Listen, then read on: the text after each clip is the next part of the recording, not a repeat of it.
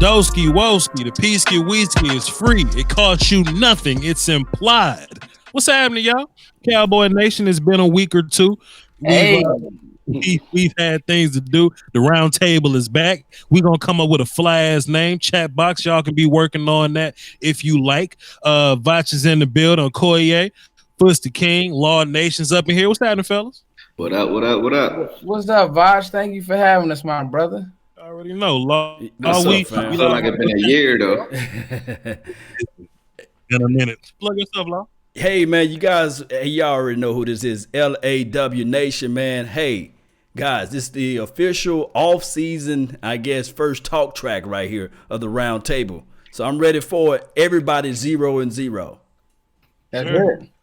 Sure, and we'll probably get this up on the Koye and Fuss's channel as well. Let me say this before we get started. Let me just set the plate.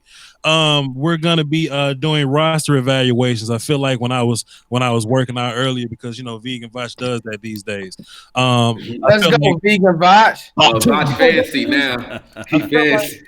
I feel like we Vegan kind of sort of jumped the gun a little bit. Like we jumped straight in the draft and straight into who we are and are not paying, that we didn't even evaluate the roster properly, So that's what we're gonna do today. We're gonna go position by position, not player by player. It's 53 of them. We ain't got all night. We got wives and babies and girlfriends.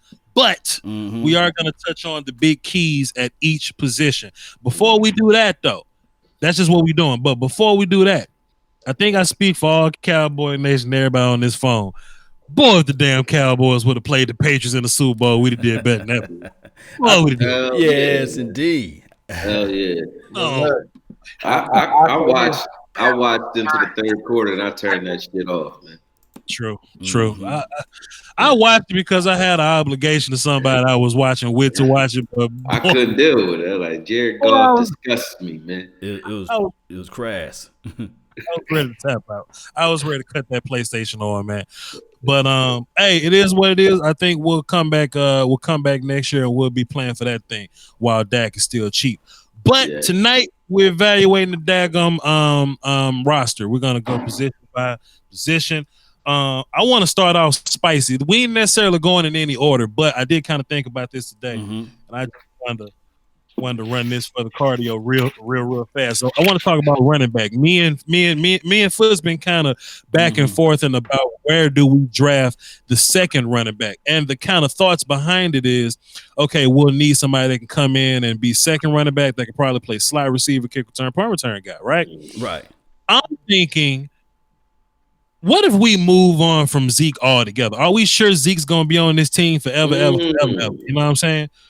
If you think about the people that we gotta pay, right, man, Coop got to get bread. Our franchise quarterback gonna have to get bread at some point. Jalen Smith and all those guys on defense, Byron and Tank, those guys gonna have to get bread. And dog, James White and Rex Burkhead just won a Super Bowl, fam. You know what I'm saying? CJ Anderson was the more he was the better running back. Yeah. You know what I'm saying? Yeah. So I'm looking at running back as the first thing I want to break down here. I know we're looking for a second round running back.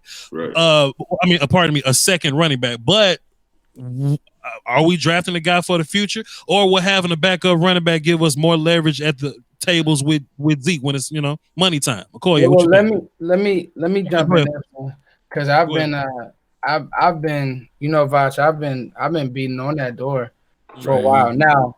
I wouldn't go as far as to say let's get rid of Zeke, but I mean, listen, anything and everything is on the table when you're team building. You just got to discuss it because, a wise man told me, I love you, but my job is to replace you. So I think that once people kind of understand that, they can kind of understand how team building ultimately works.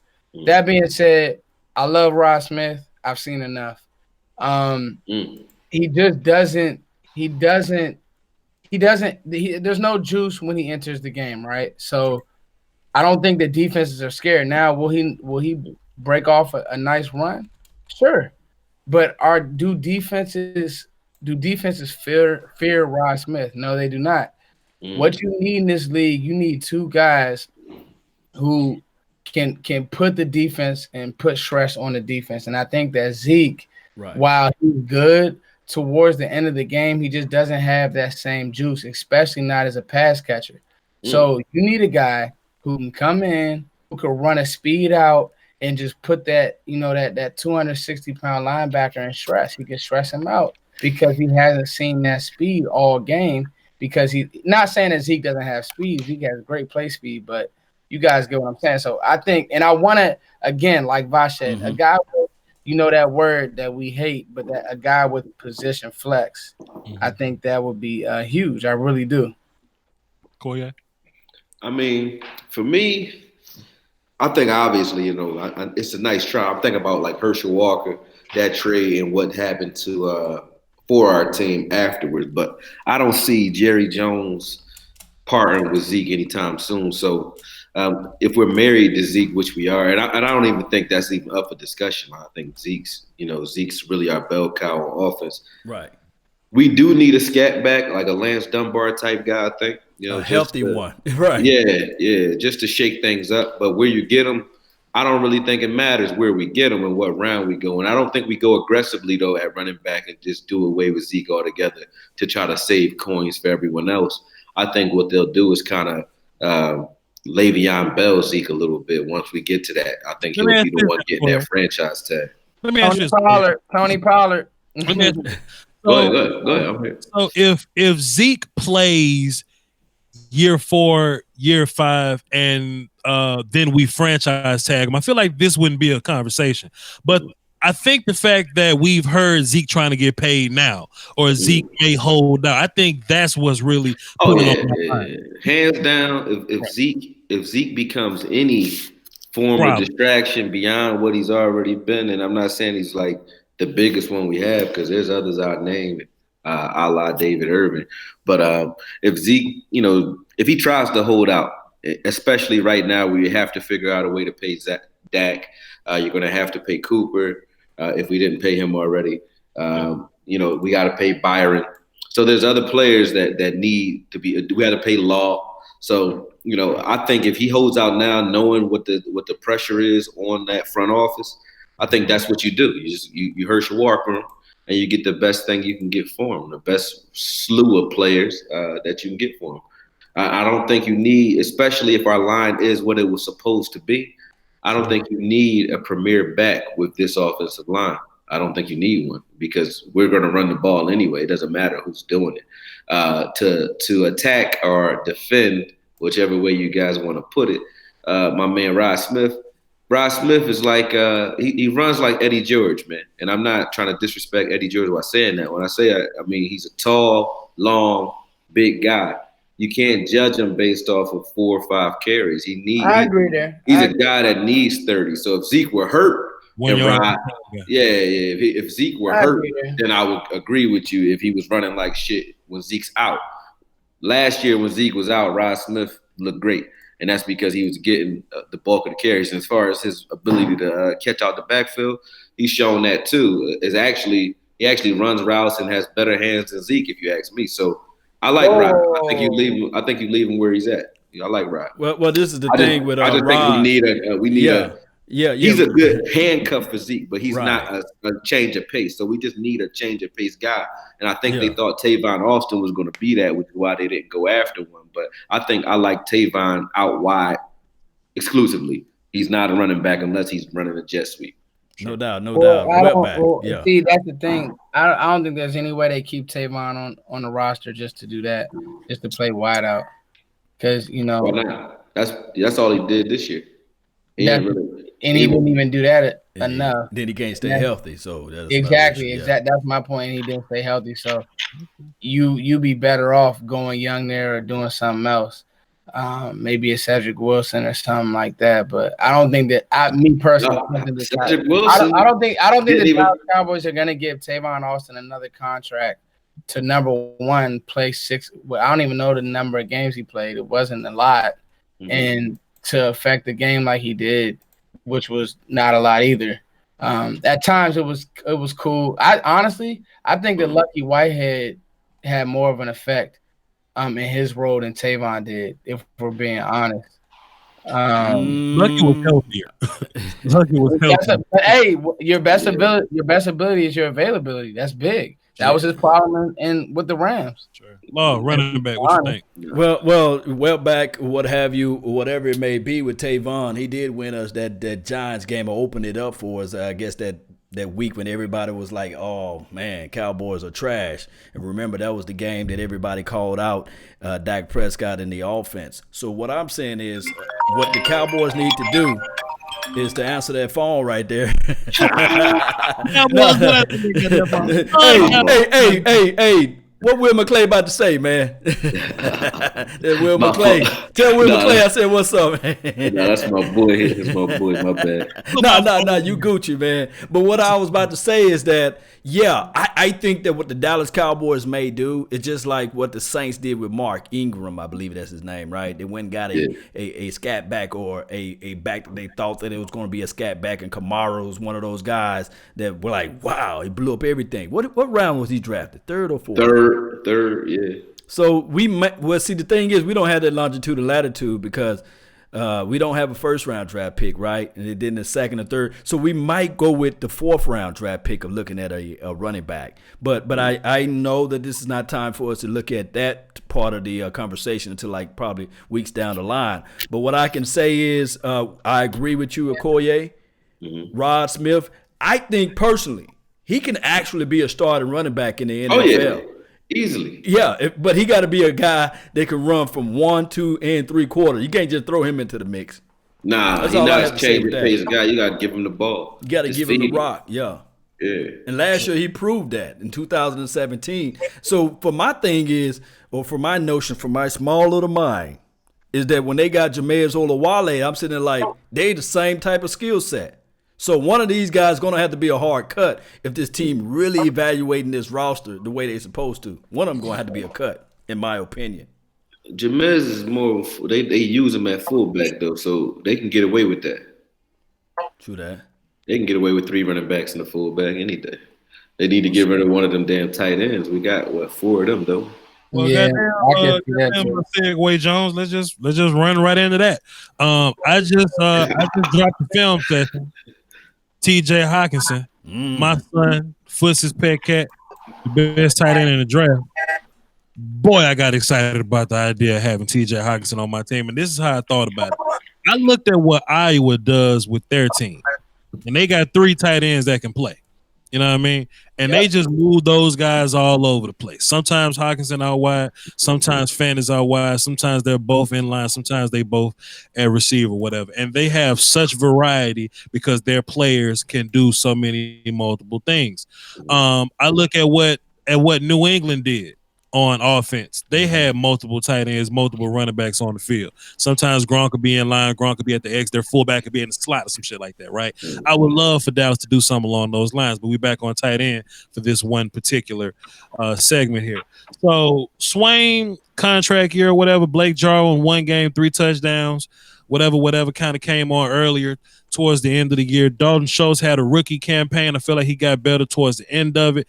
We're going to give him a protein shake, peanut butter sandwich, and a dump bell. Maybe he'll blow up and be a little better. Are we sold with these tight ends? Do we have to give more help? I watched some of these tight ends in this draft, and boy, do I get excited. Are y'all good with the guys that we have? Foots, go first. You went first last time. Hold on. I could go. Go first. Let's go first again. Go first. I think the biggest thing is because I love T.J. Hawkinson, like Bosh said. You stopped here. And I like him better than Noah Fant. I think Noah Fant's probably more athletic, but for what Dallas does, I mean, I would trade up, honestly. I was battling with that today, and I think he's that good because he's all of the guys we have in one, and he's already better. He's plug and play. I think he's better than Dallas Goedert just because he's that tough at the point. And so now that end that you couldn't sell last year, you can sell this year. All right. And I mean, he's just what you want in a football player because sometimes with those guys that you got to ask to block, like, let's be honest, Blake Jarwin, he's not going to block anybody. Schultz did it in college and was in for a rude awakening in the league. But you see TJ Hawkinson going up against some of the best in the Big Ten and really holding his own. Not to mention, he's not as dynamic as Noah Fant, but it's like 1A, 1B, route running crisp, awareness crisp, run after catch crisp. Hands. I don't think I didn't see him He's drop selling a pass. Nikes, man. He's selling sneakers. I didn't see him drop a pass, Botch. Just one. And I watched it. the I seriously watched like 5 games of his, and not highlights, but I'm talking about like I game. think in the Mississippi State game he had like that's all. But he's tough. I mean, he's just tough. So that's my thing. And but as far as the tight ends on our roster go, I think the problem is they're all. I wouldn't say they're all similar, but like if Jarwin was more consistent, I'd be like, okay, but he has to be consistent. And maybe it's how they were using him. I don't know. But that's kind of my. So do you put a placeholder on Jarwin, or do you say to yourself, okay, I saw some improvement toward the latter part, and do you account? And I'm not, trust me, Cowboy Nation, I'm not putting Dak Prescott under the bus, but do you account the aspect of Dak Prescott developing throughout the year, becoming better through his anticipation and read, and then also finding and finally utilizing the seam and vertical seam routes with the tight end, because it was always there. Do you account some of that into the picture? Well, they rookies though, you know what I'm saying? So that's what's making me say I don't necessarily have to go get a tight end, because mostly tight ends get better in their second and third years. OJ Howard's rookie year wasn't that great. George Kittle's rookie year wasn't that great, but then the next year they look amazing because they just got to eat a peanut butter sandwich one time, you know? Right. So I do think that Blake Jarwin and Dalton Schultz, I think they'll be fine. I think Rico gathers about the paint.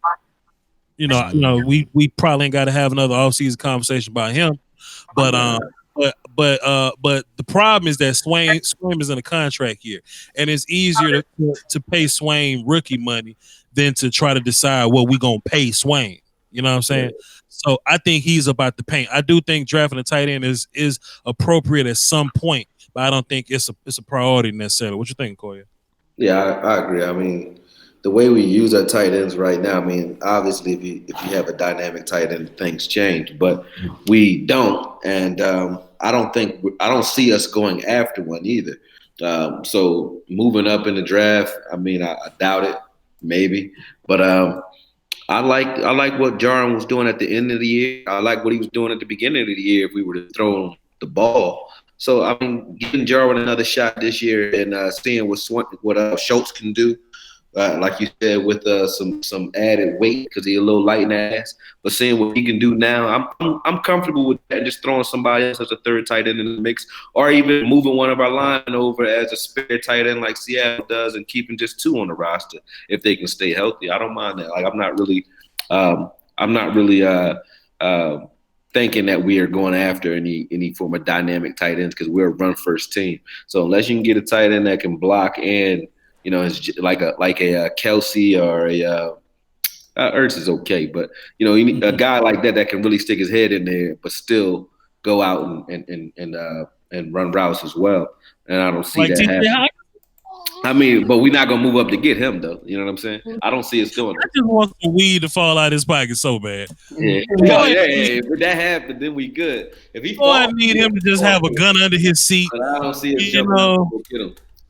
I just need something from that guy. Law, did you have a point on tight ends that you ain't say at first? No, I'm just saying that hey, it may be a positioning that we don't go draft early in, But although hey, the tight end is like the third hardest position to learn in the NFL, it's going to be growing pains regardless whoever we pick up. That's just my only notion of this thing.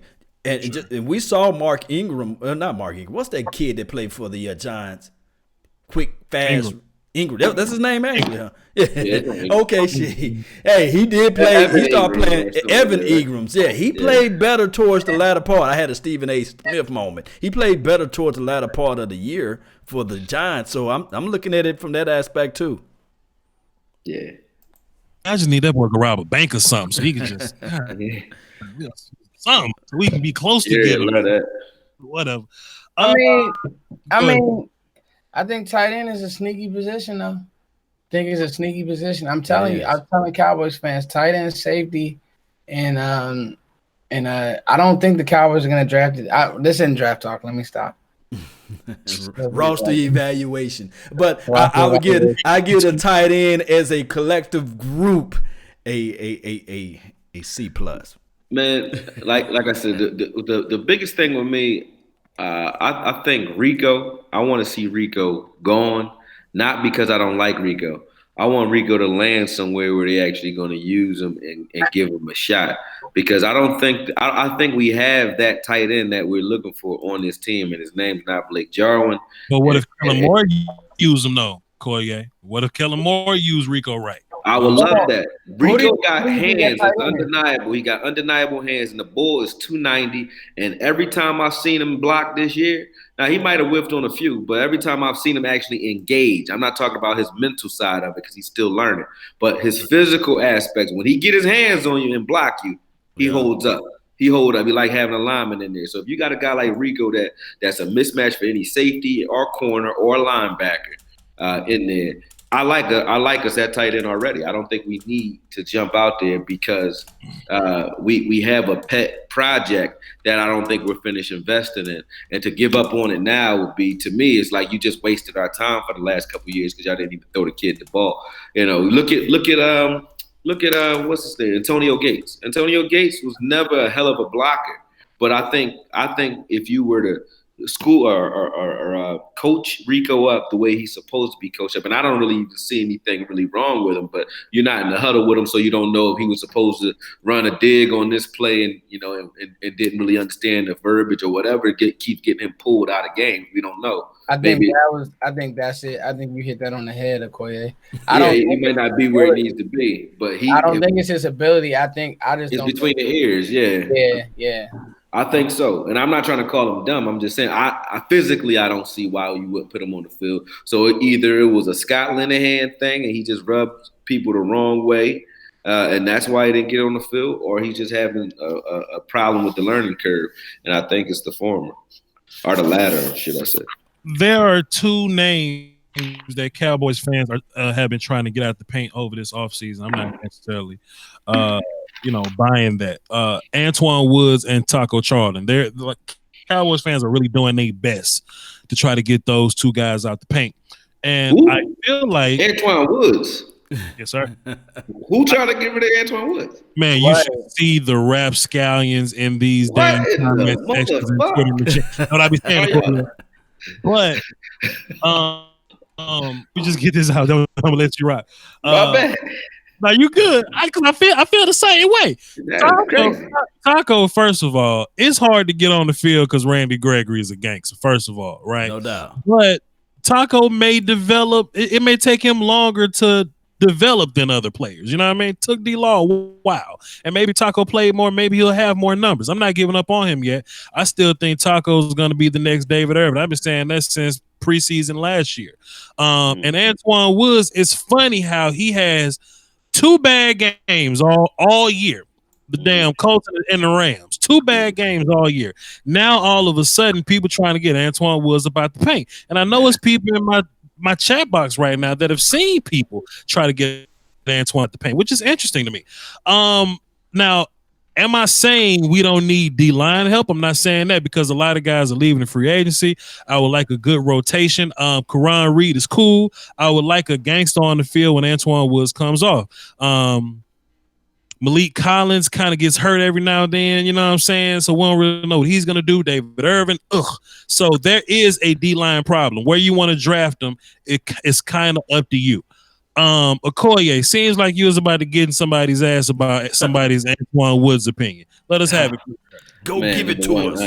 I mean, it ain't much to say. Like anybody out there who represents the Cowboys and think we need to get rid of Antoine Woods is, asshole. I don't want to say retarded, but I just said it. You know what I mean? At the end of the day, he said it.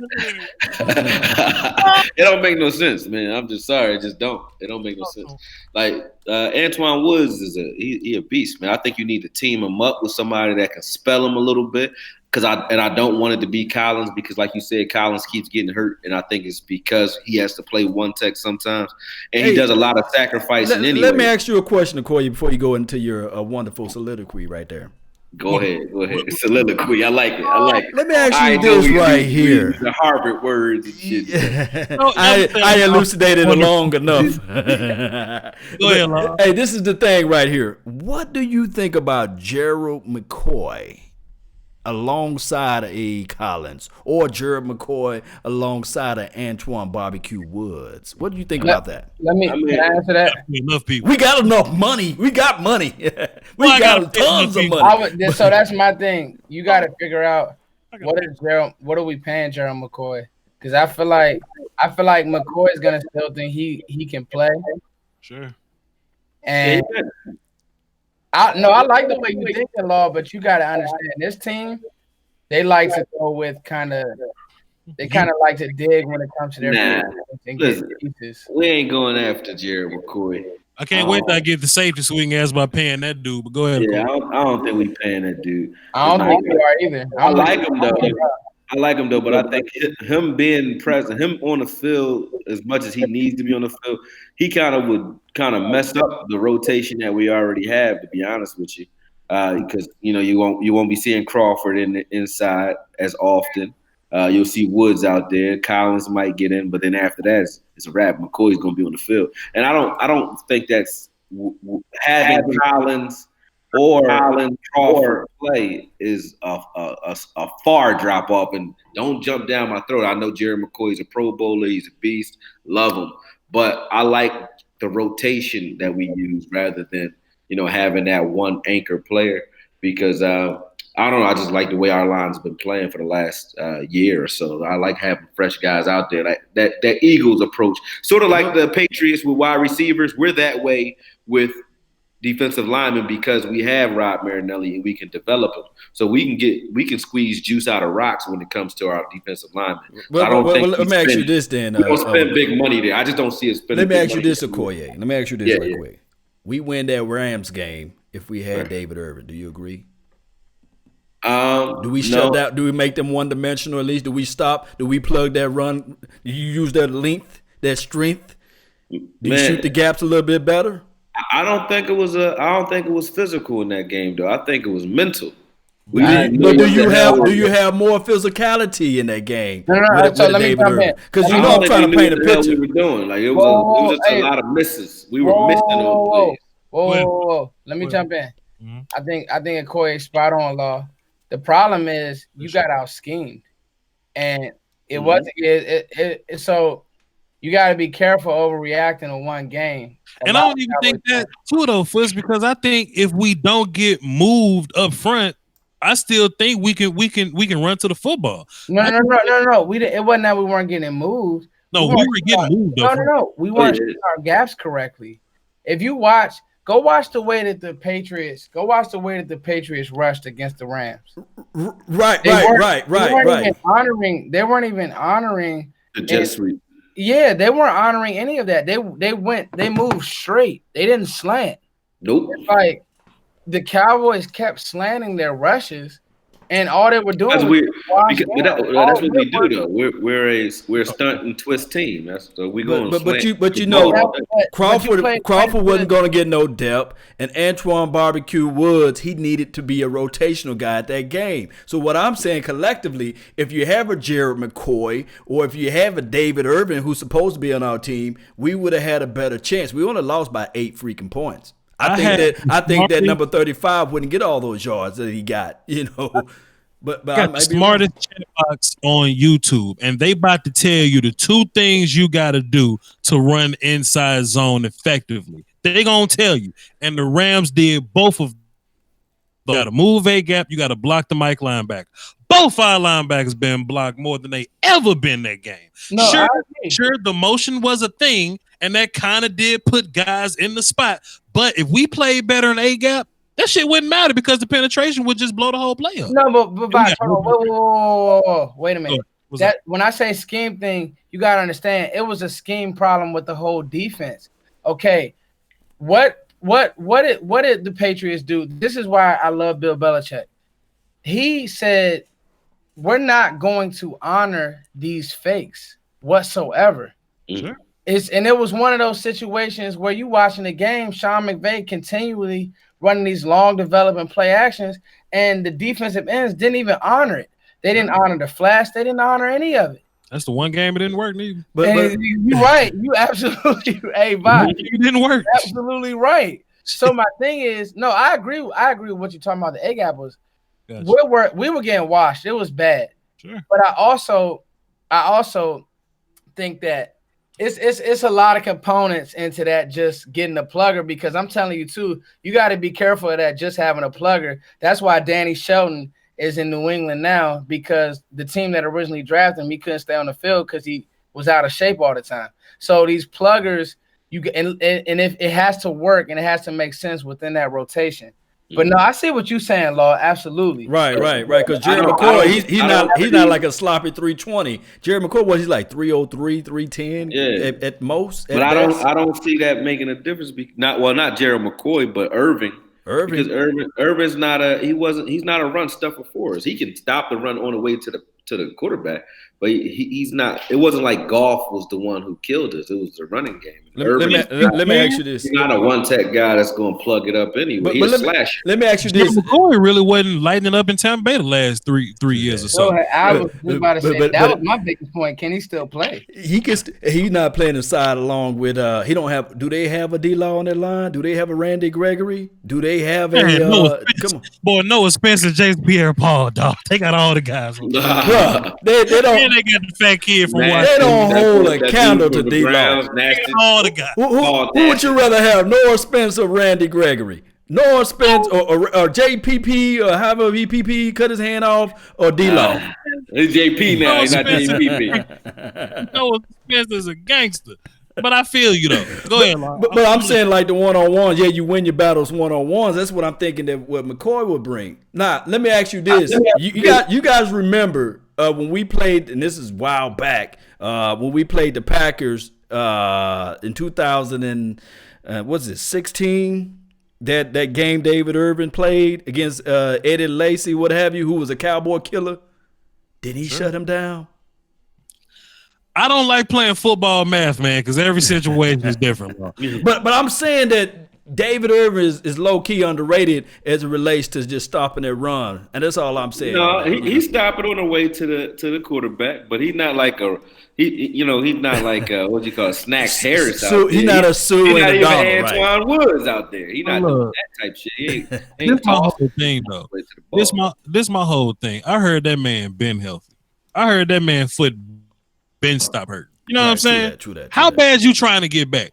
Like Sean Lee couldn't wait to get back to this thing. You know what I'm saying? We saw him working every day to get back to this thing. Somebody that watched the show, like somebody in the comment section, they sent me something to my Instagram, dog. David Irvin talked to them on Instagram. He say, "Man, I'm at the house chilling, dog. For real? You ain't fighting to get back. You ain't on the cords with Ben Bloom. What you doing? The house sipping lemonade with stevia. Come on, my guy. A playoff game can't get you off the couch." You said David Irvin drinks stevia. 2 playoff games can't get you off the couch. That's somebody I can't rely on. I was just doing Senior Bowl coverage. The kid Tillery from Notre Dame, he ain't go to the Senior Bowl. They want to know why. Are you hurt? You had an obligation? He ain't feel like going. That's not a football guy. I want football guys. That's big though, Vach. You ain't lying. You can get David up out of here, dog. He's a fantastic player. Nothing makes me smile more. Nothing makes my teeth whiter than David Irvin smacking Aaron Rodgers in the mouth 5 times and doing the goofy ass Super Bowl Superman stance. But he only did that shit against the Packers, and I ain't seen him since. Mm-hmm. Get him out the paint. Draft me a guy, man. Right. That's why you draft. You ain't lying. Moving on. Hit him with the Soldier Boy. David Irvin. David Irvin. What? I'm moving on, man. Let's go to a lighter-hearted topic before we get into some big shit. Is Brett Maher is Brett? When y'all stop it, you gotta Tiger. The man that tried to hide his kid from the world, but the world knows who all his kid. Drake. Oh my God, Why are you You better shut up. You shut your mouth. That was classic. Got a kid from the rubber. They be like, whatever the kid. Well, y'all stop it so I can talk about Brett Maher. Maher, listen, Matt Bryan, baby. Go ahead. Hey, I was legitimately talking to Lieutenant Dan from Unintentional Grounding. Salute to him. He's my Falcons guy. He's been trying to give us all the Falcons players that they cut because he think Cowboys are big players in free agency, but I have to teach them. I do think Matt Bryant at kicker is interesting. Oh, free agency wise, I do think that's a thing. I don't think we're so we paid what's our last guy that played for Minnesota now that I forgot about so quick? Dan Bailey. We paid Dan Bailey because he was automatic. You know what I mean? And I feel like Matt Bryant only missed one field goal this year, you know? So I do think the Cowboys will put money on a kicker if the kicker's, automatica. You know what I'm saying? Right. And I saw somebody in my chat box say Matt Bryant old, but damn, can he make the field goal? He ain't getting hit. Shit, Vinatieri about to be 47 still. Yeah, I like Matt Brown, but I think Maher played well though. I think he played pretty good. Hey, this is the thing that our proposition. Get Matt Bryan for any kick that's like 35 yards and close to the goal line, and then just use Brett Maher 45 yards and beyond, and we got to win the solution. I feel you, but there's a couple of reasons why I said it about Brett. Not just his kicking and kicking field goals, extra points or whatever, but it's a couple of these kickoffs where they not going out the back of the end zone. Like guys actually return kicks on us this year, and that kind of put our defense in certain, handicapped us a little bit. You know what I'm saying? And it's plenty of times we Cowboys fans, we watch all the games where when Brett Maher trot out there, we go, oh shit, we on the right hash. We don't know what's gonna happen. Yeah, it ain't automatic. I think we would pay for a peace of mind at the kicker position. I mean, nobody's arguing for no kicker though. So if somebody went and said, "Oh, except for Dan Bailey," I did argue for him last year. But if somebody said, "Hey, bring Bryant in or anybody, Robbie Gold, anybody that can give us some consistency back there," I'm good with it. I'm not gonna argue over Maher. Like if he here, until he start tackling and playing safety, I can give two shits what Maher does. Make your kicks and sit your ass down. Excuse me, French. Foots. Man, Maher, he just like annoying, man. Yeah. He would miss some jimmies, dog. Yeah, I ain't gonna hold you. He was. And that's why he's on the paper, Foots. If it was automatic, I wouldn't have put him there. But nah, for real. Some of these games, and knowing our team, I mean, we like to make the fight a little more fantastic, like Gotenk say. We don't blow people out. We in a lot of close games, and if we lose the game, we'll lose it by 3 or 5 or so points. I think all these points we trying to accumulate, I think they all matter. If we're a team that gets to the red zone but can't necessarily score, boy, I hate to miss those points. Yeah. So I think that's something to address. Law. Hey, man. Hey. Somebody said Maher got that choke face. Maher got that choke face too. That he was born with a choke face. Huh? It just looked like he choked, huh? But we'll see though, man. I want competition. Still, iron sharpen iron, steel sharpen steel. So we'll see around the time when it's needed to see what we can figure out about the kicker situation. Yeah, it's gonna work itself out. It's gonna work its way out. That's all I look at it. Well, that's the easy one. Let's get to the other easy one to get that out the way. Dak Prescott and his backups. I think we're going to have to address the Cooper versus Mike White thing. I think that's going to have to be a conversation because they're the same guy. We can't be developing both of them. Somebody be Mike White. I totally agree. His football IQ too crazy, man. I love Mike White. And he got arm talent. You know what I mean? Yeah, and he hit that goalpost last year and made Dak look crazy. Y'all saw that. He did. Yeah, he did. So I do think Cooper Rush is going to get about the paint at some point, even though there are ignorant Cowboy fans that think that Cooper Rush should be the starting quarterback over Dak Prescott.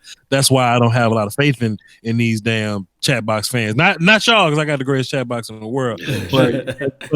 But in law chat box, they be talking about they be talking about bullshit on law. Like law. Law. Cooper Trooper, baby. Cooper for MVP. But over in Law Chat Box, they be acting like they want Cooper start. I can't stand that. So I do think one of those guys will get cut at some point. And even if it saves a roster spot, just have a dedicated second guy. As far as Dak, I think Dak gets his money. And John Kitna will help. I'm excited about Kellen Moore, so I ain't got no quarrels about Dak. This is another easy one for me. This easy for y'all? Y'all good? Hey, but before we go into that details of it, hey, Nick Foles, they want a 3rd-round draft pick for him. I'm good. I don't want them. Good. I'm good, man. He said it like he just offered him crackers, so he's I'm good, man. And they said I'm partaking. If Will Greer is there, that was everybody hitting me up in my chat box and all that. Will Greer. If he's there the 2nd round, do you snatch him? I like the Knicks. I like Nick Foles though. I ain't gonna lie to you. I like that move and then get rid of White and Rush. I would do that because that would be Kitna and Nick Foles behind Dak in his ear teaching him. You know what I mean? So I would like that. There ain't no way the Cowboys getting. I would love that. I know. I feel you, but our fans, bro. The first bad play this man Dak had. No. Bring it over here. We can go to Super Bowl like Philly. Where the fuck is Nick Foles at? Right. It'd be week 1. 15 minutes and 14 minutes and 37 seconds left in the first quarter, and they'd be like, "Where the fuck is Foles at?" I'm gonna be real with y'all. And I was telling my man this the other day. Listen, one thing, yes, Wentz got all the arm talent in the world. Wentz injury prone, yo. And another thing about Wentz, Fumbalaya. Go ahead. He loved to fumble that ball. Go ahead. And one more thing about Wentz that I'm gonna really keep my eye on. He get kind of antsy in games. I'm not really sure about him as a leader. I never really understood that leadership thing until I started to see guys like Foles and the way that Philly kind of take the Foles and the way that he maneuver more or less. And even with that, but I like Wentz. But I'm just saying though, I want to see how things move forward in Philly. That's all I'm gonna say. Hey, outside of Philly talk, man, do you bring in a veteran like a Teddy, or do you bring in one of those veterans to challenge Mike White and Cooper Rush for that backup position, and also put a little heat on the Dak? I think no, because no matter how much we like, that fantasy conversation of having Foles behind us. It looks like they've committed to developing young quarterbacks, right? So if you're going to start off developing these young quarterbacks, unless it's like, a quarterback out there that's too good to be true, or God forbid something happened to our number one guy, you need one.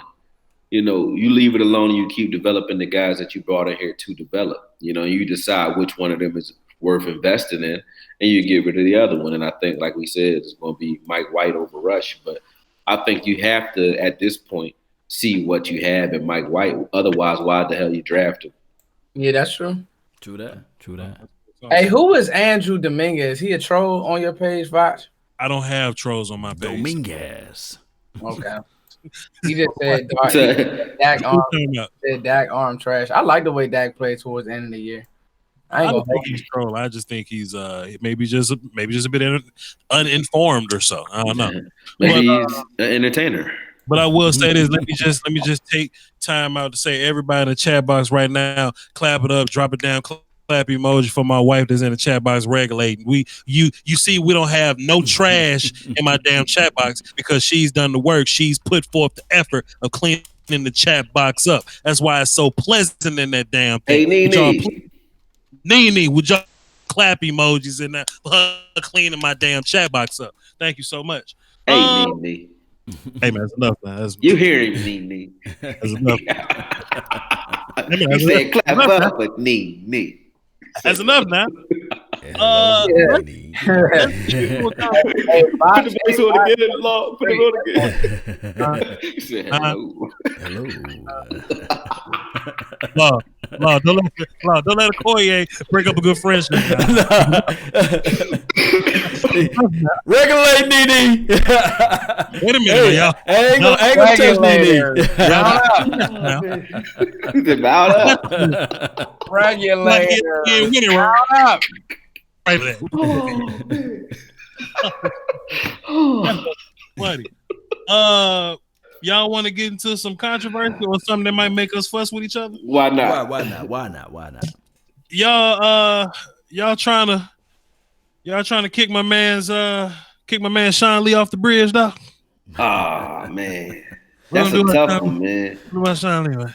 Spinning turn kick. I can't get through another season of Sean Lee inconsistency, though. You know what I'm saying? I like Sean Lee a lot. You already know that. But now that we're off, to the off season, I'd rather see Sean Lee transition into a coach, to be honest with you, because I don't see him getting through an entire season. And if he's not getting through an entire season, if you guys ask yourself, like, do you see Sean Lee making it through the entire season? And that answer is no. Then any time he sees on the field is just holding back the development of whoever's playing behind him. So I don't want to see him. Are you saying Foots won, Okoye? Is that what you saying? Hell no, Foots ain't win. He ain't win during the season. During the off season though, like now you have a whole season ahead of you, and you have LVE with a full year under his belt already, and you have a Joe Thomas who I love. Actually, I did win because I told y'all that I knew he was coming. You told Okoye. I was with you, Foots. Go ahead. I told y'all. I'm with Okoye. I just let him be a coach, man. Yeah, I would love it. They did it with the steroid guy down there in Texans, Brian Cushing, right? Cushing. Yeah, Cushing. Brian Cushing's whatever. Cushing. There it is. They said, you know what? We just gonna make, and then they made him the strength and conditioning coach. But hey, damn weight room coach. Can't nobody keep up with him. He on steroid. It'd be like the program. It was like last year he was 150 pounds. Came back after summer, he 290 pounds, all muscle. Remember that on the program? Man, the Texans all gonna look like that next year. I just can honestly say, like, it's kind of sad knowing that we never really saw Sean Lee full potential. Like, we did. But you know what, Foots, before you go into that, you know who I liked more than Sean Lee, even though he didn't play to the level of Sean Lee, and they just got rid of him, and even though I saw him getting a little sparks, and I think that with this defense he would have blossomed a little bit more, was Bruce Carter. I liked his skill set out there. His knee was. So, hey, you want to know something? Talk to me. I think he was a better athlete than Sean. The problem with Bruce was his knee. Yeah, and he So the difference. All right, watch this. The difference between Bruce Carter and Sean was Sean. His Bob's ready to go home, but go ahead, man. I'm not disrespecting Sean Lee. So here's the difference. Bruce wasn't on the field neither. I want to hear what you got to say. Watch it. If Jalen has the potential to be better than a combination of both and better. There you go. Because Bruce Carter, exactly. Somebody just said in the chat, and that's kind of where I was getting like. Bruce Carter looked the part, but like Sean Lee's diagnosis. I mean, he was just. I'll never forget that Philly game when we played Murray for the first time. It was almost like Sean Lee had the playbook. I'll never forget that game. It's like that every game. He had like 5 tackles for loss, young, in like the first half. It's crazy. Well, listen, I'll tell y'all this, though, right? The one thing that we were reversed on was which game Sean Lee should have played in the playoffs and which one he should have sat his ass down in. I was arguing for Seattle. But in the Rams game, if you watch the drives that Sean Lee was in on, he actually played a lot better than LVE and Jalen, actually, in that game. So, if you were... Was he on fall? Yeah. Yeah, he played them. He don't deserve another starting position going into the season. But I just wanted to throw that one in there since Foots definitely won the war. But that battle, I won that battle. Hey, you big bro. You was spitting some rapid fire. But hey, all in all though, seriously, I mean, I just don't think that we ever saw Sean like, damn, that's kind of. Why you keep thinking that though? Like Sean Lee, we were calling this man, and I'm one of them. I think Sean Lee, when he's healthy, is one of the, if not the best linebacker in the league. Period. But I don't think the league. Maybe it's I don't. That's not underrated. That's real shit. But see, nah, I can't even say that though. I mean, Vosh, because of Koya, because if we did, then we probably would have been in better positions. Like, what year was that? Was that 20? What year was that? But like, it was every game that Sean was out, we lost. Every game he was in, we won. 17. My whole thing is that was 17. My whole thing is Sean. He had that type of an impact on our defense. He was that good. Like Luke Kuechly is what Sean Lee was supposed to be. Sure. And you even saw Luke Kuechly really helped Carolina. Huh? Luke Kuechly is what Sean Lee is. They're the same guy. Like Luke Kuechly get hurt just as much. No, he don't. Stop. Man. Luke Kuechly, no, he doesn't. No, he doesn't. And Luke Kuechly's a little bit better. He one gust to win away from another concussion. No. Luke Kuechly, wait a minute. I've been having this argument for years. Luke Kuechly. I know, because he been getting hurt for years. No, he hasn't. Luke Kuechly came in the league with grown men and was AP Defensive Player of the Year, Rookie of the Year. This kid was a freak. Sure. Luke Kuechly is a dog. Yeah, he's physically better. And he carried that Carolina defense to a Super Bowl. That's what I'm saying. Absolutely. Like at the end of the day, Sean didn't have really, like, he had that impact, but he never really was in those. You know what Sean didn't have, man? He didn't have a 250-pound, 6'6" quarterback that was having an MVP year that year. That's what he didn't have. That's it. I ain't see Luke Kuechly throwing no passes, bro. I ain't see him Superman into the end zone. If we talking about Luke and Sean, it's no comparison. Damn. What? Why not? Because Luke Kuechly's a better player. Not even close. He got way more. He's very close. Is very, very close. Wow. Sean Lee is elite, but he lays down and go ouch. But Sean Lee is as elite as it gets, though. As it comes. No, I've never seen Luke Kuechly. Okay, we can disagree. One thing Luke Kuechly had the entire time he's been in the league, hands down, is a motherfucking Thomas Davis, bro. He had Thomas Davis to clean up all of his messes and to teach him. You got a coach right there on the field with him. Right there. Let me see if I can solve this debate. You on life support. You on life support, Koye. You got Shaq Thompson. You on life support. You got two guys you got to pick to make one tackle. Sean Lee or Luke Kuechly to make one tackle. Who would you going to pick? Talking about tackle. If I want to say, hold on, wait a minute. They drafted Sean. They drafted Shaq Thompson way after they drafted Luke Kuechly. What you mean? What do you mean? I said what Luke Kuechly has on his team right now. Their body. So in 2012, Luke Kuechly was the Rookie of the Year. In 2013, he was Defensive Player of the Year. So that means what year did he play without Thomas Davis? He was a 22-year-old Defensive Player of the Year. Name the year. That's pretty great. He's 22 years old. He's 22 years old playing against grown men.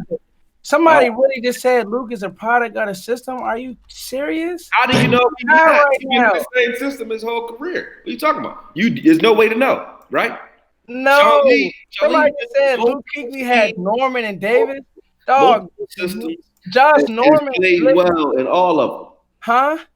Sean Lee's played well in every system we've introduced to him, man. He been an elite level linebacker since he's been in this league. And so is Luke. He was defensive. My point is, don't come in here and hype up Luke like Luke is like carrying it on his own, and Sean Lee's just like carrying his bag or something. Yo, hold on, wait a minute. Hold on. How you gonna bring up Josh Norman in the chat box? When the team that drafted him let him go, they didn't want to pay him. Listen, Josh Norman is definitely a system player. Okay, Listen, Foots. No. Let's stay here. Let's stay here, please. We are. But listen, Foots. He's not saying that Luke is bad or worse than Sean Lee. I'm saying Lee ain't trash. Stop trying. As elite.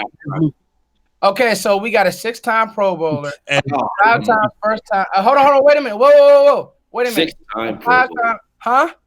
Okay, go ahead. I want to hear this. 5-time first. I'm gonna kill you with this argument because you just what argument do you murder you now. Go ahead.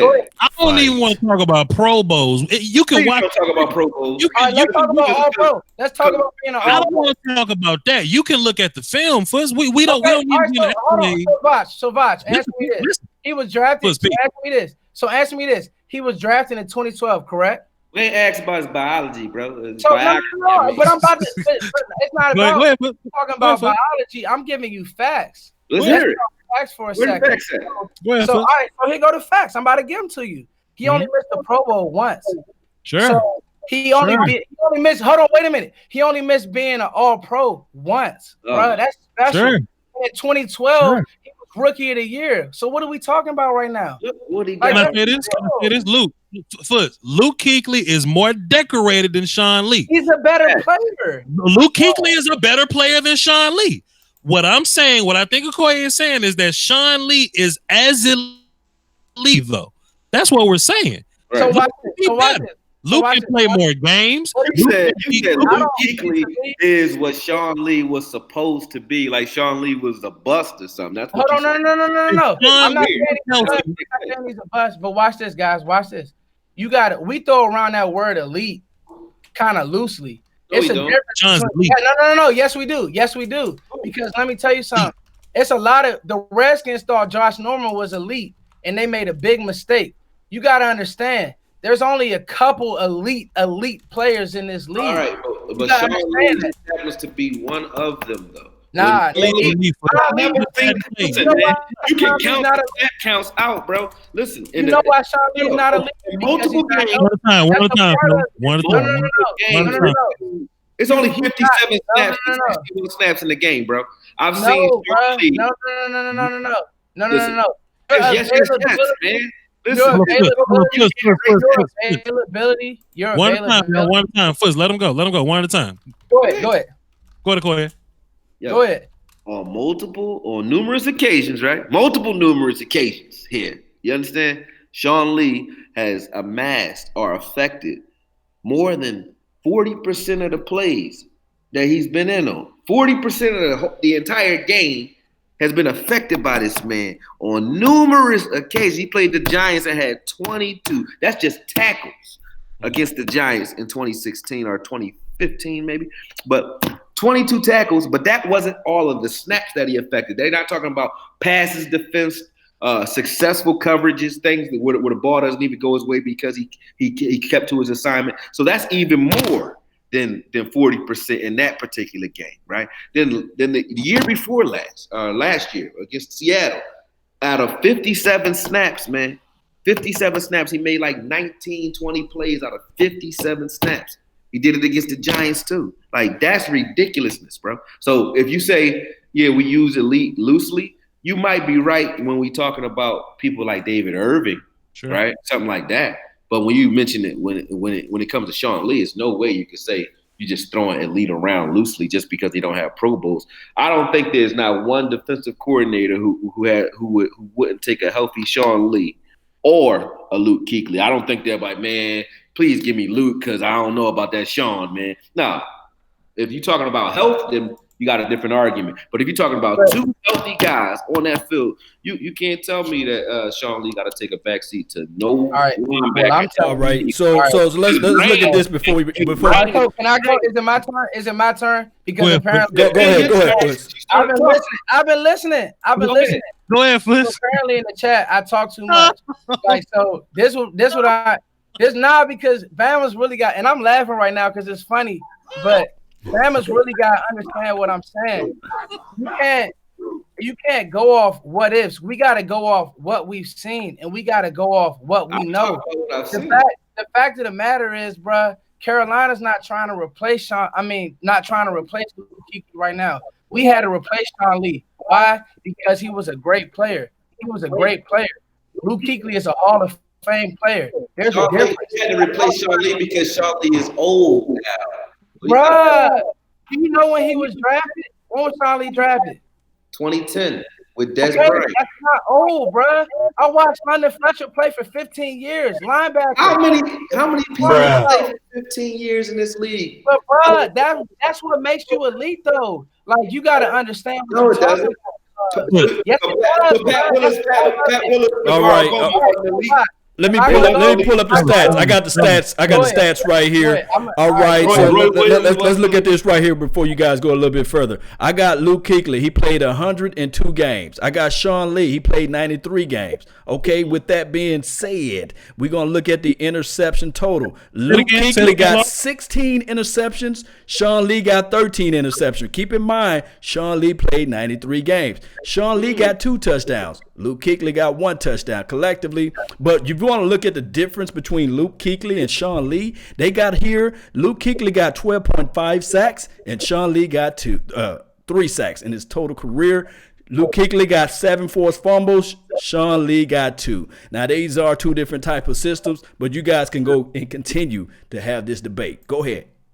All right, can I all I want to know is, can I talk? Yes or no? Go ahead. Yeah. All right, bet.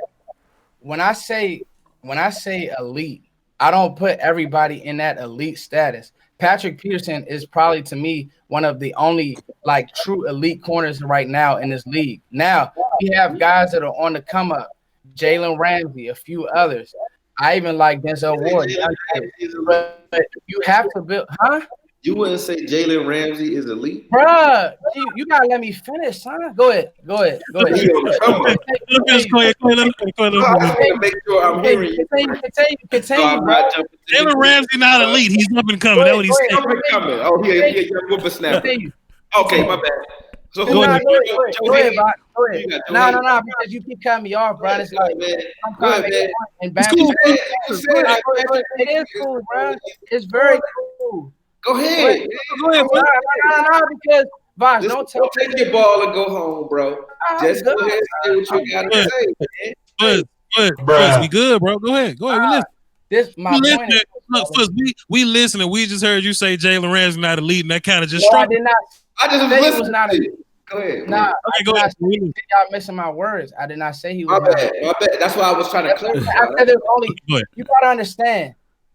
When you building a case to become elite or all of these things that we just throw out there, you have to do it for years and years and be at that level for a long time. That's all I'm saying. You can't do it for 1 year or half a season or this, that, and the third. We literally had to draft somebody for Sean Lee because he's never healthy. That doesn't make you an elite player to me. That's all I'm saying. Like Sean Lee is a great player. I can't put him in that elite status. Luke Kuechly has been doing it since college. He was the best linebacker in college. He transitioned to the league, was the best linebacker. As soon as he got in the league playing with grown men, his body didn't have to develop. He became very, very great. And then he's still doing it. He's only not been an all-pro player 1 year. And his stats are ridiculous. And I get what you're saying, Okoye, about the games played. But if you're asking me, it's not close between Luke Kuechly and Sean Lee. That's my opinion. Everybody's saying I'm mad. That's cool. But I'm not mad. Like, I'm just telling y'all my point. That's what it is, period. So, yeah, like, if y'all think Sean Lee is elite, cool. I don't. That's it. So, yeah, like, that's it. I just feel, and this is hypothetical, shoulda, coulda, woulda, if was a fifth. But if Sean Lee played 16 games or as many games as Luke Kuechly, we'll be having Hall of Fame conversation about Sean Lee. That's all I'm saying. So can I ask you this? Can I ask you this, Voch? What? Let me ask you this. Sure. When it comes to the if, right? If let's take Bob Sanders for example. Sure. Bob Sanders, if he would have stayed healthy, would have been one of the greatest safeties to ever play. Sure. But that if is that's we gotta erase these ifs in every argument. Like Bob Sanders was one of the best safeties that played when he was playing. That Ed Reed and then Troy. He wasn't better than Roy, Troy. But that's what I'm saying. Sean. They played while he played. Dawkins. Okoye, let him talk. There's no if, bro. And like everybody in the chat box, obviously I know Ramsey is a great player. He just has to continue to do it. That's all I'm saying. Like think what it is. If we're talking about Kuechly, Kuechly's been doing it now. He got 7-8 year career where he's been a top. So is Zeke elite? I'm gonna ask you that. Is Zeke elite? Zeke's been doing it since he got in the league. How many years he been in the league? He's been in the league 3 years. Okay, how many years did Jalen Ramsey been in the league? Jalen Ramsey been in the league 3 years. Same amount of time. So if Zeke's elite, Jalen Ramsey's elite. Drop the mic, please. All right, bet. But all right, son. So tell me why Sean Lee elite. I don't want to. I didn't say Sean Lee. I was talking about Zeke. But remember, the initial argument is the initial argument. You want me to know? You want to know why Sean Lee is elite? I just named why Sean Lee was elite, man. I think I proved that point. Now your opinion is that he's not. I'll let you have that. I'm not gonna argue with you on it. I think he is, and I think he is because when Sean Lee is healthy and he plays, he dominates. The problem is he don't. What do you mean? You just said why is he elite? He didn't play half this year because we drafted somebody better. You said why is he elite? But he good. He can play good. I said when he's on the field. I didn't say he has an elite resume. When is he going to be on the field? That's the problem. We already. To be honest, Bobby Wagner is better than Sean Lee too. Like young, we got to start keeping it real. Okay, let's just throw it in there. Come on, let's be doing it. All right, Jalen is better than Sean Lee too. So is LVE, Joe Thomas. Anybody with 2 working hamstrings is better than Sean Lee. Let's just get that out on the table so we can say that. All I'm saying to you is when Sean Lee is healthy, Sean Lee is a motherfucking beast. And I wouldn't give a shit about Luke Kuechly if Sean Lee were healthy. So if you say I can't use the word if, then I will take if off the equation, right? And I will say as it stands today, just like I started off saying, as it stands today, I wouldn't want to see Sean Lee start this season because he will hold up the progress of whoever's coming behind him. But if Sean Lee were healthy, I wouldn't have a problem with Sean Lee against anybody in this league. That's very clear. I mean, we on the same page. They said right here, fellas. Let's go ahead and cut that off right here, fellas. We've been on Lee foot's alone. but just I want a yes or a no. I don't want an explanation. I just want a yes or a no. Foots, is Sean Lee on his team next year? No. Koya, is Sean Lee on his team next year? Nah. We already started off saying that. Yeah, no. Nation? Man, we love to hold on to these players, man. He's on his team. 7 million strong. We gonna hold on to everlasting arms. Keep Sean Lee off the bridge. Let's move on, man. I knew we was gonna fuss about this. I just want to know. I just want people to answer. Is there ever a question of Luke Kuechly ever getting his job taken? They call him Sean Lee, Mr. Glass Lee. Man, y'all wrong for that, man. Hey, man, that was a good movie, man. That was a good movie. That was a good movie. Yeah. Like I don't get that.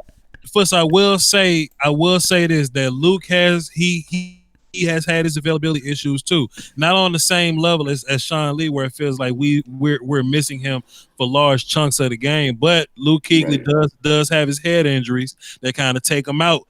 Every year seems like, you know what I'm saying? So we're not gonna act like a whole linebacker to replace Sean Lee. That's not even a question in Carolina. I totally agree, but Luke Kuechly does have his head injury issues. He does have concussion issues. He did wake up on the field crying one day asking where I'm at. He does that a bunch.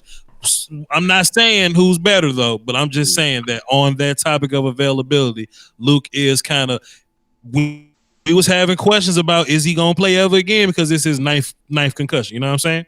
We were saying that, but we moving on from linebackers. We don't want to touch on it no more. We're moving on. Miss Abel in the chat box. What's up, Lady Bug? How you doing? Yeah, it's some clowns in this chat box. Too. I don't have clowns. You read Law Nation chat box. That is not. Come on, wow. A dog holler when it's hurt. Come on. Hold on. No, it's not that. Y'all just not from where I'm from. That's why you mad, man? Stop it. Stop going to war with these people, man. Stop it. Stop going to war with these people. I'm fucking with you, man. Nah, it's not that, but I don't do all that internet like that. It's the internet fucking. Oh shit. I don't do that, bro. Oh shit. God damn. Puts We move on. from the DMV. He about to bust a cap in somebody's ass. We're gonna move on because we don't want to do that right now. Let's talk about wide receivers. Y'all trying to get Cole Beasley up out of here? Nope. Leave Cole alone, man. Leave him alone, huh? Too, man. Leave Cole alone. After that knee, you see what Cole did at the end of the season, man, versus the Giants. Leave Cole alone. But Cole saying he wants some more passes. You know what I'm saying? He needs some more balls. Pause.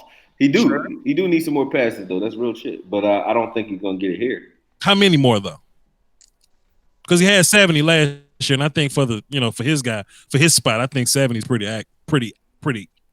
Oh yeah, 70 receptions. Yeah. Oh, that's damn good. Damn good.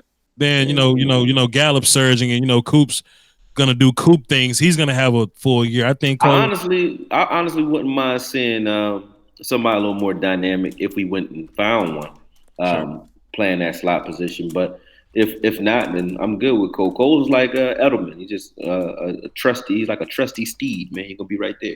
Foots. What's the question? Stay out the chat box, Foots. I'm about to cut these niggas up. I want to see what these niggas look like. We're here live. We also cross-posting to Cowboys Experience. Appreciate everybody for tuning into the thing. Let's go. I'm going to give it to them. Cameras don't Let's go. This is what I do. So, I see Carl Element in that joint. I really Where my AR, man? Do not do that. But you gotta stop, man. No. You gotta stop, man. Who are you? Boy. It's like an intervention going on.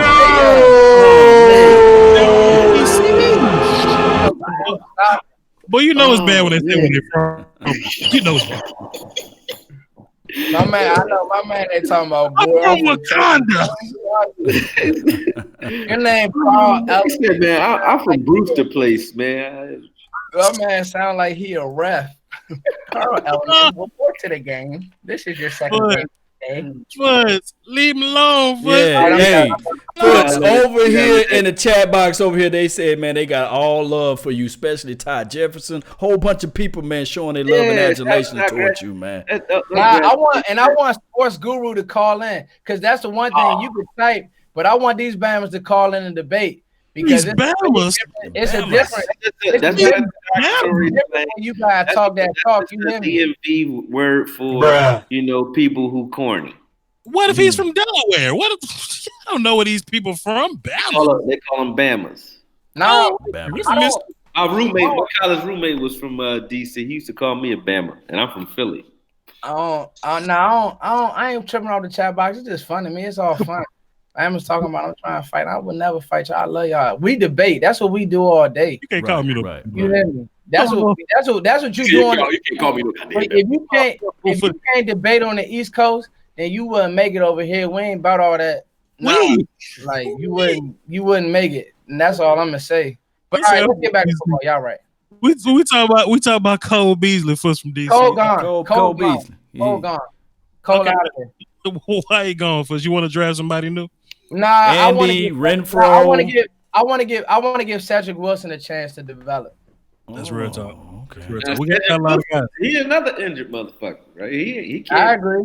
He need to get on the field, but I'm not. I mean, he had one though, so let's see what he does this year. Maybe he can come back from that. I think Cooper Gallup, Noah Brown is going to work his way into the fold and all that. Cedric, I think we got guys that can play. So I would probably draft, one more guy or something like that, because I don't think Cole or Terrence Williams make it. I'm interested in keeping Tavon, right? Just for like kick return purposes. No. I like in the field. Can I say? I see what Foot's talking about. Can I finish? I see what Foot's talking about. That's what Foot's talking about. I'm sorry. Plus, I would love to see what Tavon can do with Cooper on the field. So we'll just cross that road. Now, Okoye, I see what Foot's talking about. Now, Okoye, go ahead. Okoye. Do I have the floor? I guess. Go ahead. Look at it. Go ahead. Go ahead, man. No, basically, I don't agree. You're going. No. See, you don't like that. You don't like that. You hate that. I don't even You remember can't what stand I it. was going to say that, man. Who was talking about wide receivers and Tavon Austin? I like Tavon stretching the field, man. I think Dak to Tavon early on in the season was deep anyway. It was a good connection. So him with Cooper on the field would be crazy. I think so too. But I don't know. We're gonna keep. Here's another thing about Cole. I really don't think that Cole and Dak have the best rapport.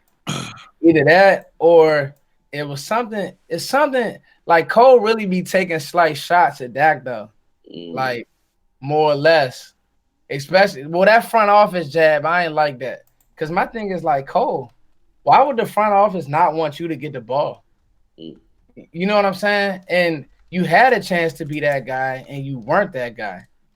So it's just one of those things. Like I was having this talk with somebody with my kids kids I coach, and we were talking about the difference between Julian Edelman and Cole Beasley. And it's like whenever I see Cole Beasley get hit, I just don't feel like he's gonna get up for real.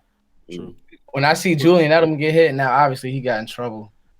But when I see Julian Edelman get hit, I just see him pop right up like it's nothing for real. So true. I don't think Cole back. I think that was the last straw, especially with that front office stuff. But if you look at Julian Edelman and if you look at Cole, they two different structured wise, built differently. Yeah. I mean, Julian and Ryan Switzer are built similar, but Cole is a little small dude, man. If you see him in real life, you probably won't notice him. So and they putting him as 5'8", 180 pounds. Maybe that's give or take. Maybe that's with some wet clothes on and some bricks in his pocket. So when he take a hit, he do take a beating. And Cole is strong though. You can see Cole go across the middle. He just going to get up slow. I mean, he tough, man. I like Cole. Tough. I think he probably is going though, just for the fact that I think the youth is winning over. But I wouldn't mind if he somehow found a way to stay on the team either. I like him as a player, but I just don't think business wise he'll be. Yeah, it's just writing on the wall. Him and Sean Lee gone right. Plus he about 29ish, so he definitely bumps up the average of the youth age of this team. So and there's a lot of guys in his draft that can play play slot. They're nuanced route runners that catch the ball. My thing with Cole is we see Cole get caught from behind the bunch, and I would like to see a little more explosion. I would like to see a little more yak on the back end. Cole got that one move we kind of catch and change direction and like somebody might miss. If that person missed, I want my to take the ball to the house if he can make one person miss and not get caught by that same person he just made miss. So and then also guys follow what Will McClay is trying to do collectively and just look at it. The last few receivers that we did drafted, they was all 6 foot and above. So I'm looking at like you said, the Cedric Wilsons of the world. Even when we did the acquisition of getting Allen Hurns, who was quote unquote an inside guy. So it may be one of those things where they still may go grab a guy in this draft. And it's going to be Cole replacement. Shout out to Cole, but I think that they looking at long term and they saying what will help out Dak Prescott better. A taller target, a guy with a higher catch radius that can run inside and outside, who can play inside of in those positioning. So just look for them to look for something like that down this line. That's just my opinion. Shout out to Rob S on my Periscope, man. Shout out to you though. I feel like we don't even talk about Terrence Williams no more. Like, what the hell he doing? Yeah, it's a good question there. He just got hurt. He hurt his He hurt again? Well, I'm saying I think he was hurt from that same thing that he was hurt from earlier. Like I don't think Terrence has been kicked off the team or nothing like that.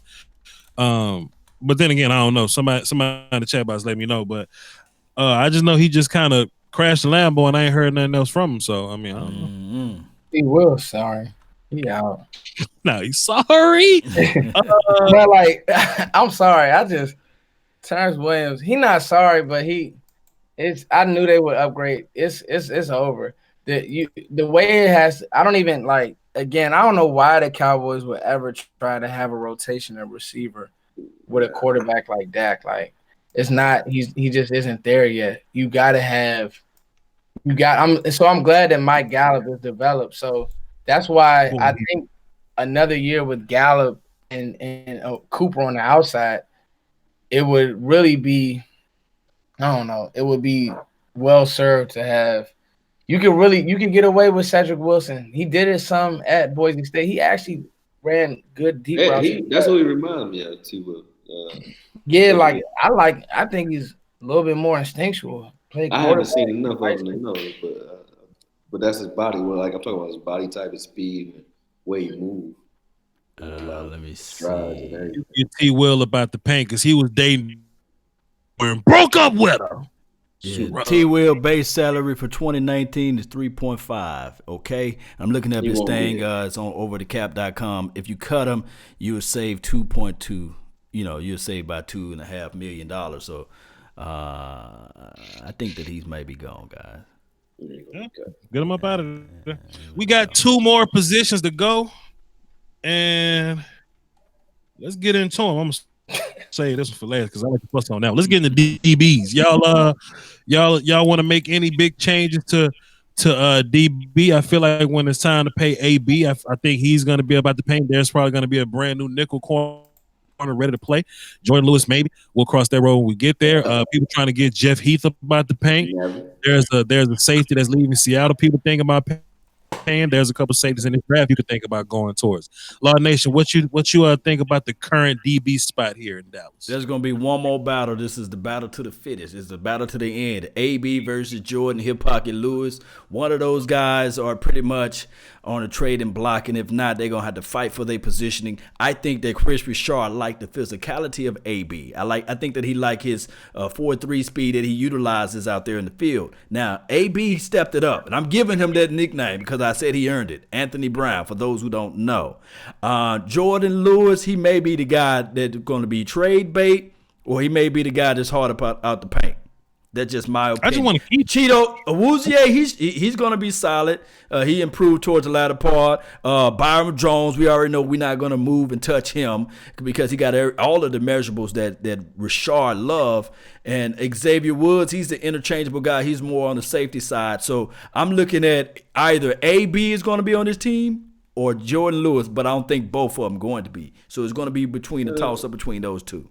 Why can't we keep both of them? Because they're going to try to say, okay, maybe in this draft, a Juan Thornhill, whoever, somebody that they might go out there and snatch up in the draft that they got all of the measurables and the height and the length and the strength that he want more than he, it's just one of those things where they're going to look at that. And then we already know youth prevails over everything. And I think that with Stephen Jones, he's going to try to make some type of trade situation out of it. There are going to be some teams out there that's going to say, okay, I love AB or I love Jordan Lewis. And they're going to try to make that thing happen. And we're going to make something from it.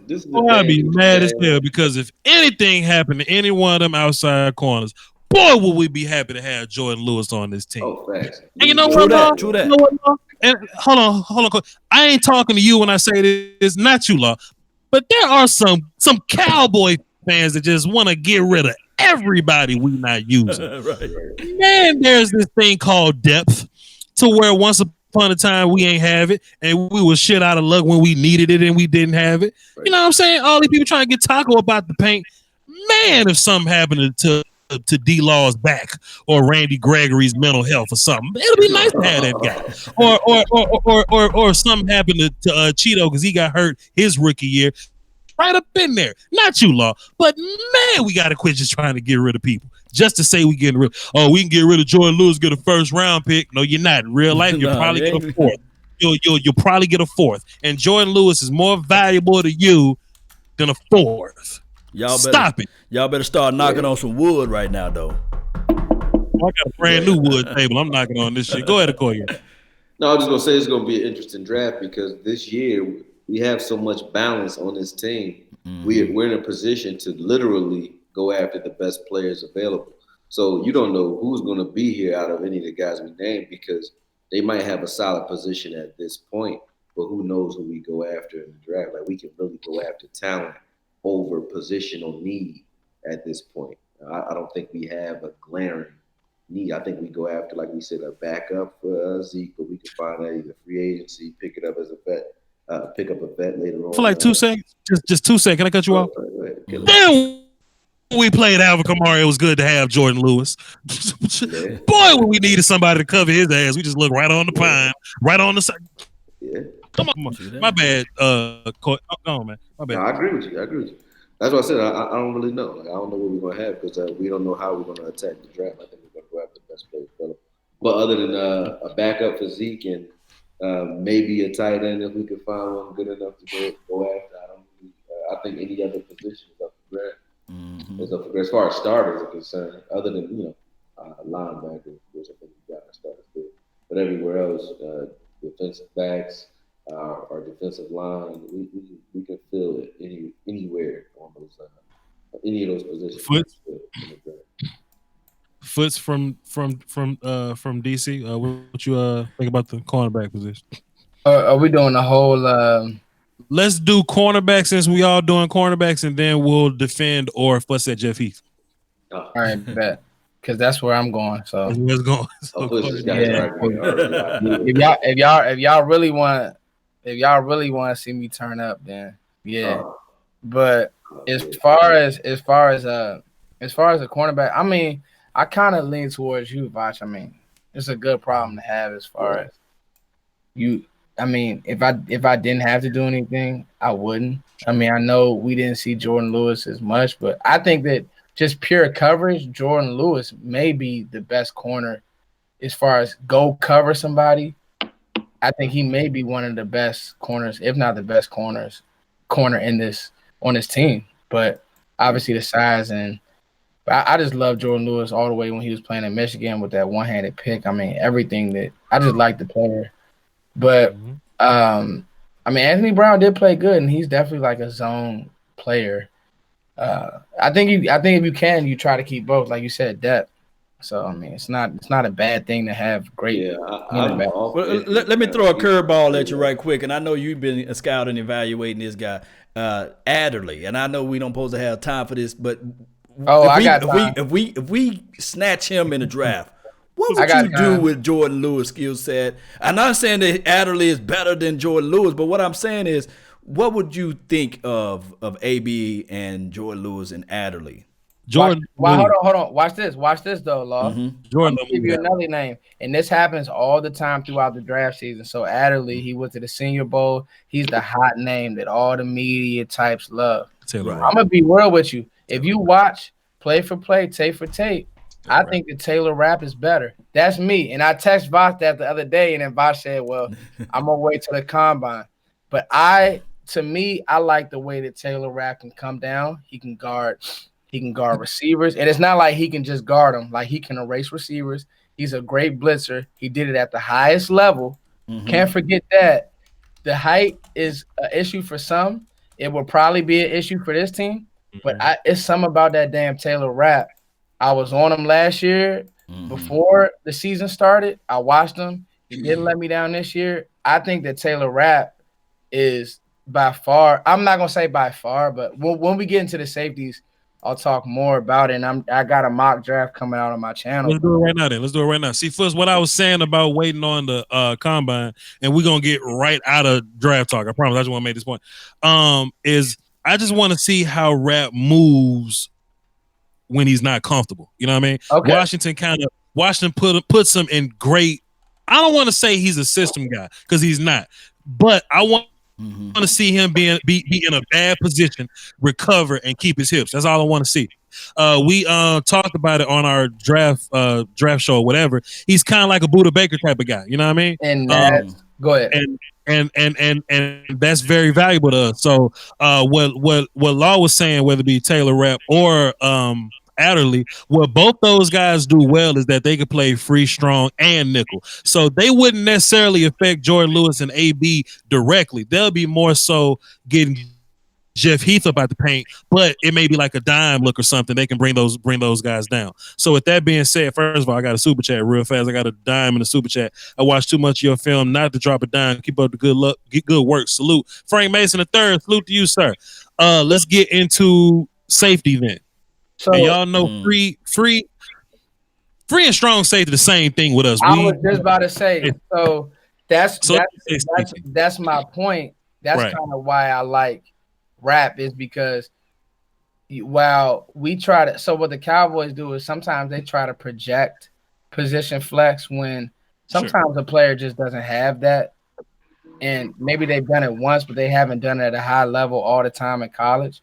When I look at rap, I see a guy who, if he can play single high, he can come down in the box, he can tackle well, and he's not like, dive at ankle type guy and not really want no smoke. That's what we tell our kids, like, you duck and bump. You can't duck. When you kind of practice, if you ducking, you not playing. Like, so I don't look at him as that type of a player. And like you said, the biggest thing as a safety is awareness. And Jeff Heath does make plays, but I just can't get that image of him taking the bait on a slow ass Jared Goff, and literally, I'm like, "Are you serious?" Yeah. And that play was so pathetic. That did it for you, Puss. That was the one play that got. But you know what's funny? But you know what's funny? That got away. But you know what, Law? What's up? The whole panel, Okoye. I don't want to cut Jeff Heath. I just don't want him as a starter. Like, I want him on my team. Facts. I just don't want him as a starter. That's me. Right. So I shut up. I don't care if he starts. I love Jonathan Abram. Just as long as we don't have anybody who should be starting over him on the team. But as it stands right now, I like him as a starter over Frazier. If we go after Earl Thomas, then I still like him as a starter because I think Earl Thomas would take Woods and throw him into a rotation with Heath, depending on what packages we running. But I think Heath would be relegated to like being that box safety if Earl Thomas makes it to the roster. So I mean, I still think he still has starting capabilities, man. He just had he gives us, I don't want to say Dave Chappelle's joke here, but he definitely gives us more positives than negatives, in my opinion. He got a boneheaded player this year. He had a couple last year, but he gave you great plays too. So, But he saves. He saves. There you go. I got you. He saves. Law Nation, you trying to get Jeff Heath about the paint? Man, I want to get so much competition on Jeff Heath. If we can find somebody. He said, "Big brother almighty." Oh, right. I've been thinking all day about cutting Jeff Heath. Been thinking. Good day, sir. Hey, but my thing is with Jeff, man. My turn yet. Can't wait to talk about how much I can't stand that man. Like you said, man, all last year and year before that, and I think some years before that, Jeff Heath at the last 2 minutes of anybody's game, you want him in on the field, right? But it's like throughout the whole entire game, you kind of have cause to pause. You're sitting there saying, hey, man, that was very J.J. Wilcox of you on that. Hey, man, that looked like Brandon Carr for that play. And then also you see, hey, Jeff, come on, man, come on. But towards the latter part of the game and the crunch time, Jeff Heath steps it up and he picks it up and everything like that. Yeah. So for a rotational piece, that's what I would want Jeff Heath to be at. So can he be still on his team come next year? Yes, he's only 27, 6'1", 212 pounds. Keep him on the team, and then also he can play special team. But outside of that, let's better the best. Let's better this positioning. That's my thoughts. That's my opinions of Jeff Heath. Again, I think people got to really go back and remember the importance of what a safety is. Like, a safety, especially like you're strong, has to be, other than your linebackers, your best tackler on the field. Like, he has to be. He's a solid tackler. He's an okay tackler. He takes bad angles, but when he gets there, that's what we teach our kids. Like, we have this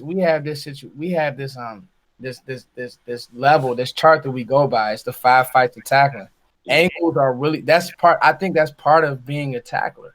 Like, the problem with, like, it's just at times he just doesn't have a feel.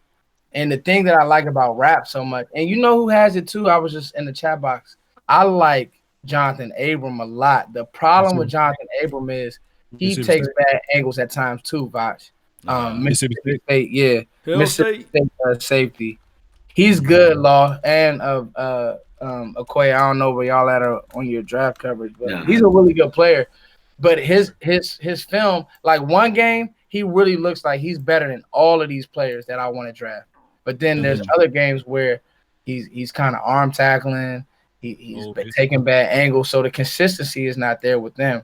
That's why I like Rap so much, because I've seen him do it at a high level. And I get what you're saying, Voch, about Chris Peterson.